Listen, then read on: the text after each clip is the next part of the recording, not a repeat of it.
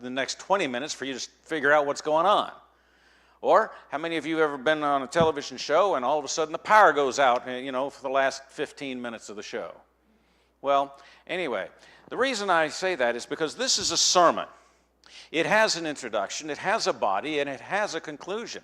And the purpose of this introduction is the same here as it is in any other kind of a document. It is to bring up the ideas that are going to be discussed in the rest of the lesson, okay? Now, if you'll look at the beginning of this, Sermon on the Mount, beginning at verse 3, chapter 5, verse 3. Blessed are the poor in spirit, for theirs is the kingdom of heaven. Blessed are those who mourn, for they shall be comforted. Blessed are the meek, for they shall inherit the earth. Blessed are those who hunger and thirst for righteousness, for they shall be satisfied. Blessed are the merciful, for they shall receive mercy. Blessed are the pure in heart, for they shall see God. Blessed are the peacemakers, for they shall be called the sons of God. Blessed are those who are persecuted for righteousness' sake, for theirs is the kingdom of heaven. Now, if you'll notice this pattern, this is an obvious introduction. He's getting their attention. You've heard this. He says, blessed are you if this, and then this. Blessed are you if this, and then this. And he repeats this pattern over and over and over to get their attention. And one of the things that helps you understand that this is a piece that is supposed to be taken all together is notice the first beatitude. The first beatitude, over here in verse 3, blessed are the poor in spirit, for what? For theirs is? That's right, the kingdom of heaven. Now look at the very last one. Verse 10. Blessed are those who are persecuted for righteousness' sake, for theirs is the kingdom of heaven. The point is, he is not talking about 8 different isolated ideas. He's talking about a well-rounded Christian life here. And each one of these is not separate from the other. They're all dealing with just maybe different aspects of the same thing, spiritual living. But now the one particularly, though, that I want you to deal with tonight is down here in verse 6. Blessed are those who hunger and thirst for righteousness, for they shall be filled, as King James, satisfied, as some other translations. And what is the subject tonight? Does anybody recall? The challenge or the truth, the hard truth of righteous living. This is what he's talking about right here. So since this is one of the subjects that he's going to be dealing with through the Sermon on the Mount, it strikes me as a most beneficial way to approach the idea of righteous living is to look at how it is dealt with in the Sermon on the Mount. Now, if you don't mind, since I'm down here on the floor, and this is Wednesday night, and we often have classes and so on, if you don't mind, I'd like to conduct this as a class where, if you have an idea or a thought, then just speak up, and we'll take the conversation in that direction for a few minutes. Is that okay with you all? Okay, good. Now, if I were up a little bit further north, I'd say, is that okay for you guys?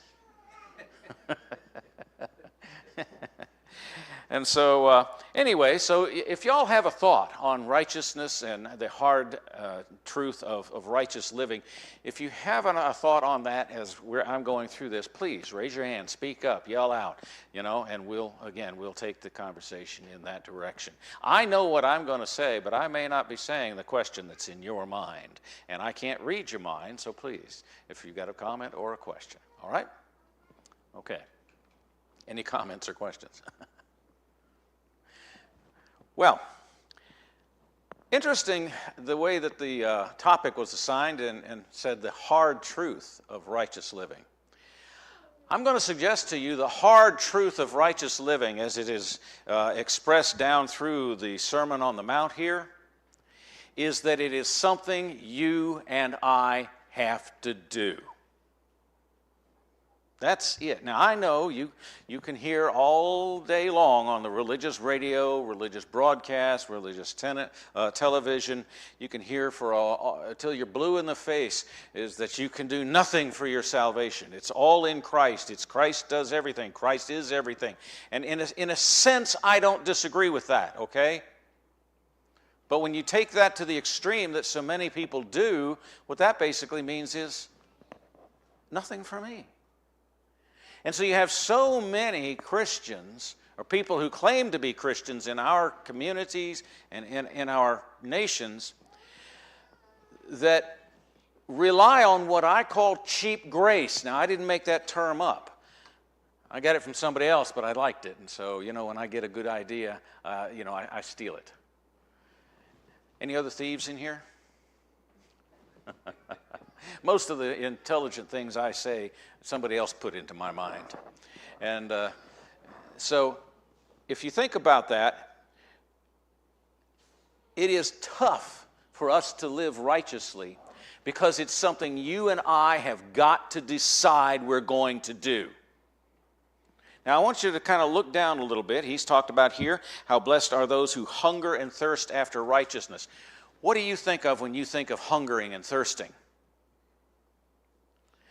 Most people in most times, including the people in Jesus' day here in Palestine, most people in most places and most times did not eat 3 square meals a day. Most of them ate once a day, maybe twice, a little snack here and there. That's about it. Anything we do in our day and age would have been called a feast at any other time and place. And so hungering and thirsting, how many of you have ever really experienced ravenous hunger? I got a new perspective on this one time when I was with a mission team in Africa. It was about 2 a.m, and I had come down with diabetes, but I didn't know that I had it. I didn't have any symptoms that I recognized. And when I got back, checked it out and all that, and lo and behold, I've had it now for a long, long time. But this is when it onset me. 2 a.m, in a one-room place out in the middle of Africa with about 15 other Americans, and we're all laying down on sleeping bags on a concrete floor, and our, backpacks and luggage and so on just strewn everywhere. And at about 2 a.m, I woke up, and I was so ravenously hungry, I had never experienced that before in my life. And I just had to, I didn't